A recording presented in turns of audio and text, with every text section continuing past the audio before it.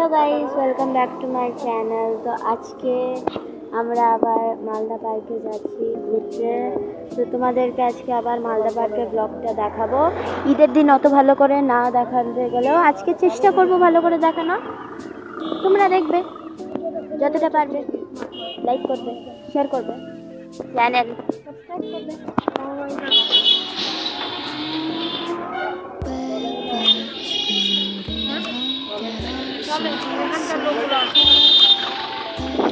সামনে পাপা বসে আছে, দাদি বসে আছে, আয়ান আছে, খুব সস্তা আছে।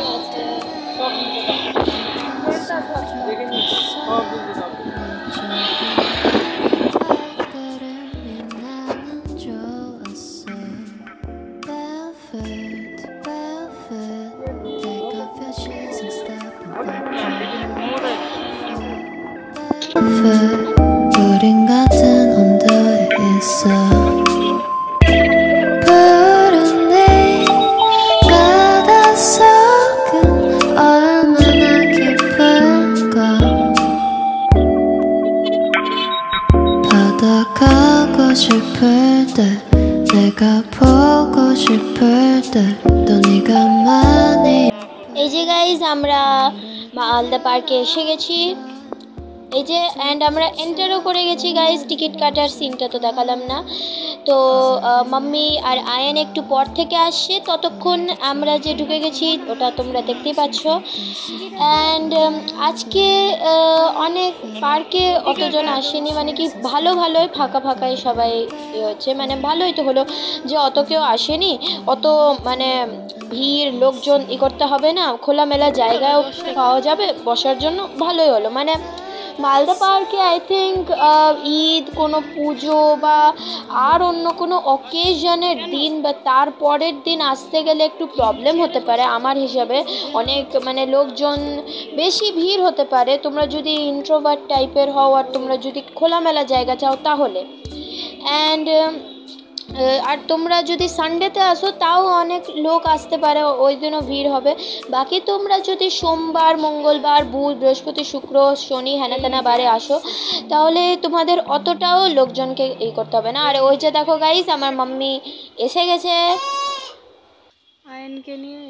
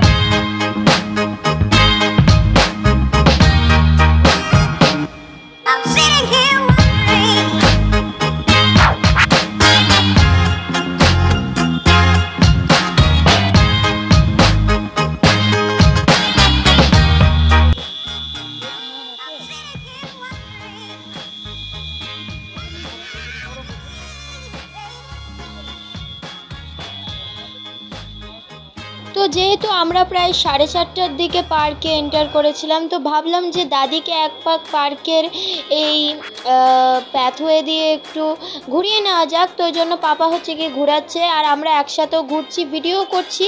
আর আমি হঠাৎ করে দৌড়াতে লেগে গেলাম এই যে ফুল ফ্যামিলি নেওয়ার জন্য। ওখানে আমি ফাঁকা, ওখানে আমি নাই, ফাঁকা আমি, কারণ আমি এখানে।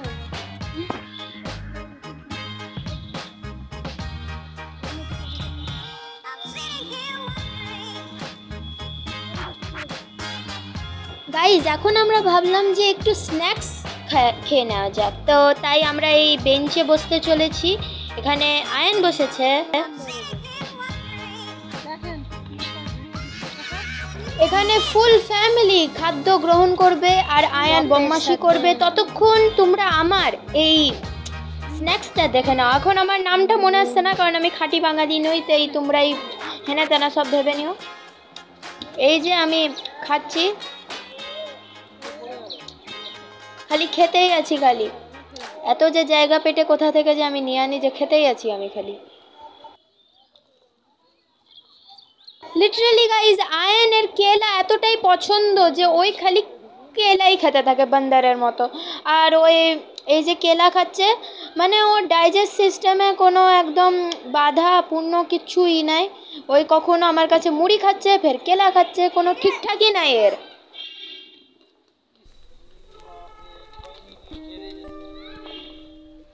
ইয়েস গাইজ, তো আমার পেটে খাদ্য গ্রহণ করা শেষ হয়ে যাক, তারপর আমরা ওইদিকেও যাব। একটু সবুর করে নাও আর আমার এই বেকার মুখটা দেখলে। এবার আয়নকেও একটু দেখো।